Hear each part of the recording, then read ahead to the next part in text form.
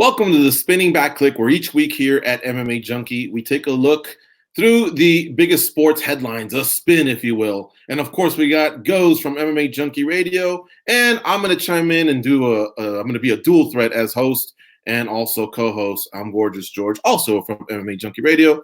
Here we go, Goze. You know where I'm headed with this. The past week, we had the biggest headline in the sport, and of course, everything happening outside of the octagon because we have basically no fight game going on. Jon Jones got arrested, Goze, as a result of a alleged DWI, and he also had a handgun. So this guy is in a lot of trouble, all right? Now, what brought the cops also, summoned them, Goze, to where they found him, was hearing a gunshot.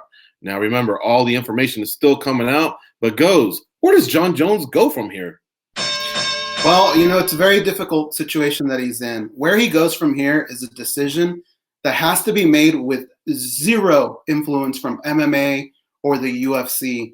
These are decisions that have to be made with him in mind right now. This is a fight that he's entering for his soul, for his life. And you don't have to take in consideration when my next title defense is going to be, when my next fight is going to be. All that needs to be put away so that Jon Jones can fix himself, because this is just something that keeps reoccurring in his life, and it's setting him back, not just in his career, but in his personal life. So really what Jon needs to do is, if this means you got to get away from the sport and go into a rehab or whatever it is, you just have to change your strategy the same way you would in a fight. If you suffered a loss, you go back and you change the strategy, because what's been happening hasn't been working well for Jon. Jon needs to do things differently. And if that means that he's got to get rid of coaches, teammates, friends, family members, whatever that is, he has to do it, because this has got to be his last shot here. We heard last time he went in front of the judge was very clear. If you come back in front of me again, things are not going to go well. And Jon is at that point right now. So he has to look at his surroundings. He has to change all that. And he really has to do it without the influence of MMA or the UFC. All right, Goze. Now you're a psych major. You remember the id and the super ego? Yep. In my opinion, he's just got to flick off the id, because that's the one that gets him in trouble. Whoever it is that says, you know what, I'm going to unwind and have a drink tonight and chill out a little bit during this quarantine, that's the guy that he's got to get rid of, that id, because that's where all the trouble starts, Look, it was 2 times the limit of New Mexico, which is similar to California and most states, of 0.08. He was found at 0.16, so he was pretty, inebriated. And then you could just see that the way, the body cam footage that they showed immediately as reality was starting to set in. You could just see Jon, the good guy, the super ego, the guy that was raised by a preacher and has his kids that he loves and does good things, does PSAs for the sport and telling people to stay home because of COVID-19. That Jon Jones, man, he started to come out.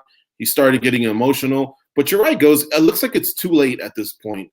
I think Jon Jones may be in the kind of trouble where he's going to be behind bars for 6-9 months. I mean, I'm sure, the well-paid attorneys can take you down from having to do years to months. But I'm thinking it could be the worst for Jon Jones, man. He's really in some trouble. This is just happening repeatedly. And like you said, the judge gave him a stern warning. All right, our 3 minutes is up. Let's go to the next topic. Of course, Goze, if Jon Jones, in fact, does have to step away from the sport for whatever reason, be it the UFC initiating it or him on his own, what happens to the UFC light heavyweight title? Right away, you could see Jan Blachowicz and Dominic Reyes, they were coming out. A lot of fighters are clowning. Some were coming out in support, but those 2 in particular. And let's throw in Thiago Santos as well. What do you do with those 3, Goze? I'm giving you the role of matchmaker here. 2 minutes, decide who would fight for that vacant title. I think when you have a situation like we have right now, it's almost like a different era of the sport again. Things aren't changing month to month or even week to week. They're changing day to day. And what's happening is the UFC needs to put together cards, make money off of their pay-per-views so that they can make those big payments that they got to make. And so if you're going to do these type of things, they have to think things over differently as well and be in a different mindset.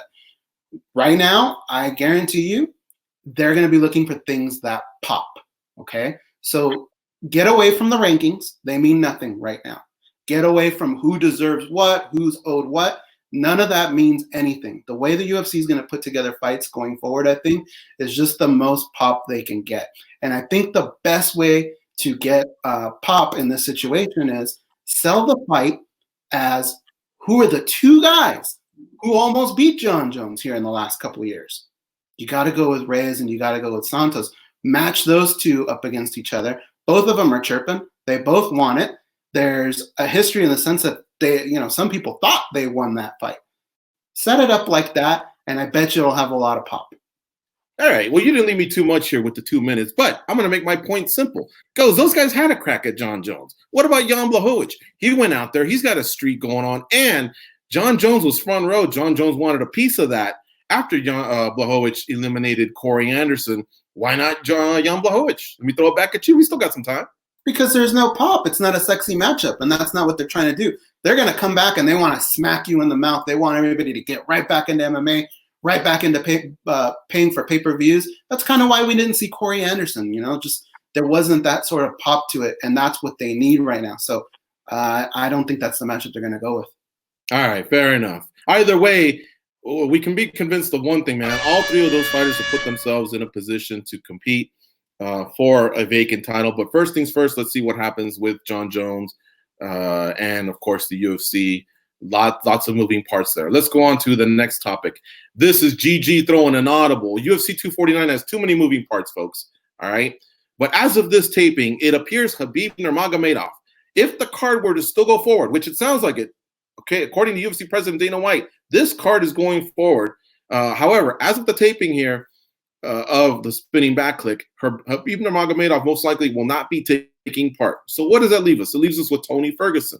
We can sub in and have someone fight Tony Ferguson in the main event, or we can go in another direction and just provide another main event. Goze, what do you want to see? But let me give you up to date of what's going on, Goze, because these stories just keep refreshing on MMAJunkie.com. Dustin Poirier says he'll fight Tony Ferguson. George Masvidal was not as specific, but he says super necessary that I fight on this card. Remember, he's a welterweight. And, of course, Covington and Woodley are trading barbs back and forth. So I guess you could pull Ferguson if you're not going to use him and use those two as the main event. You got Ngannou and Rosenstruck. What do you do? There's all kinds of possibilities. 2 minutes on the clock for you, Goze. I think the guy you got to go with is Justin Gaethje. He's the guy who's been wanting to be in this situation now.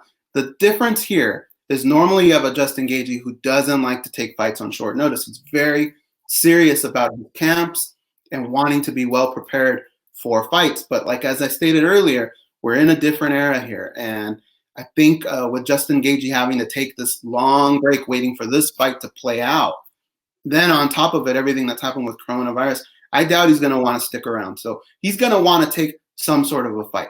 In this situation, I think it's the best you can do. So if I'm Justin Gaethje, I'm the guy that's knocking on the door saying, give me the fight. And apparently, I think that's what's going to really happen. After that, really, I think it just comes down to who's the closest to being prepared.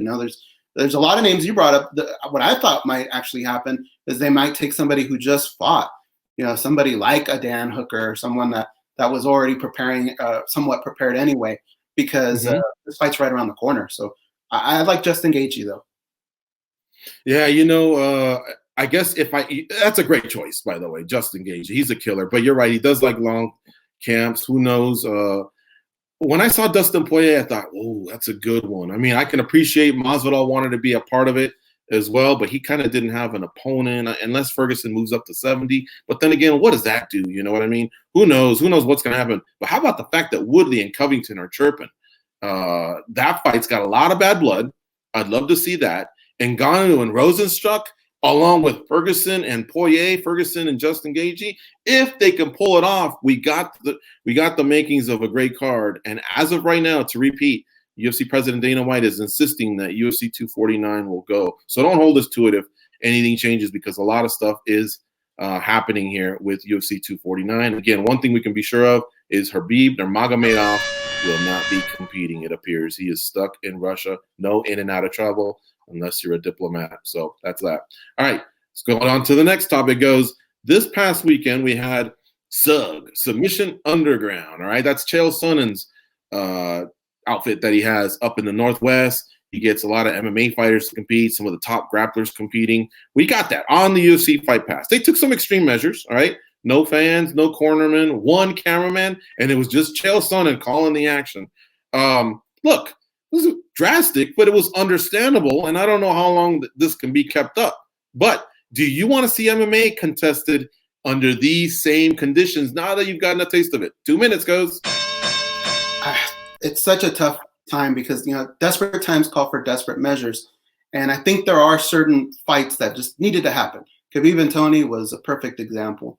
But it's always going to be safety first for the fighters, for the UFC. It has to be. We spent so much time trying to build this reputation that we belong up there with all the other sports, that if we're going to kind of bend the rules a little bit just to make fights happen, that's kind of scary. That would make things collapse very quickly. So safety first, that's very important. The laws that have been put out, I just don't know how we can do it. You need your 3 judges, you need the doctor ringside, you need officials, 1 cameraman. Yeah, I could see that. The announcers in the back versus being in the room, I can see that too. But at the same time, at what cost is all this going to come? Because at the end of the day, don't we all want a true representation of a fight? And do we want guys just jumping off the couch because they can, getting in there, and then what? They don't have their cornermen, they don't have proper training camps. So that's a little difficult to ask, but desperate times call for desperate measures. But Goze, what if Tony and Khabib were getting into it on the streets, at a hotel lobby, at a club? You telling me people wouldn't gather around? You telling me people wouldn't be, searching MMA Junkie and TMZ to see if anybody's got footage of the fight just to see what went down? Remember, Kimbo, he made a kind of a living, man, off of those type of things.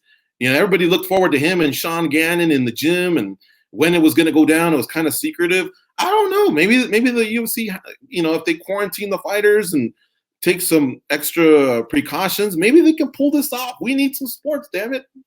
I mean, it's something that they could do, definitely, but at what cost? Again, is that a sport? Is that what we've been promoting? It's something different, and people will definitely tune in, but I don't know if it's a true representation of what would actually happen in a fight between the two. All right. Last topic we've got to discuss here on the Spinning Back Clique. The social distancing guidelines are in effect until April 30th. So that's according to President Donald Trump, who made that announcement yesterday.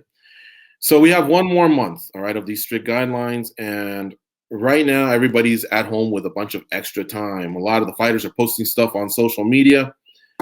Goze, I'm sure you've observed some of it. And I wanted to ask you, what's the biggest positive that you've taken out of this whole, shelter-in-place era in regards to yourself and the fighters? You got 2 minutes. Well, in regards to myself, I think it's just don't take anything for granted. This world can change so quickly. You have to prepare. You have to be there for yourself, but also the people around you.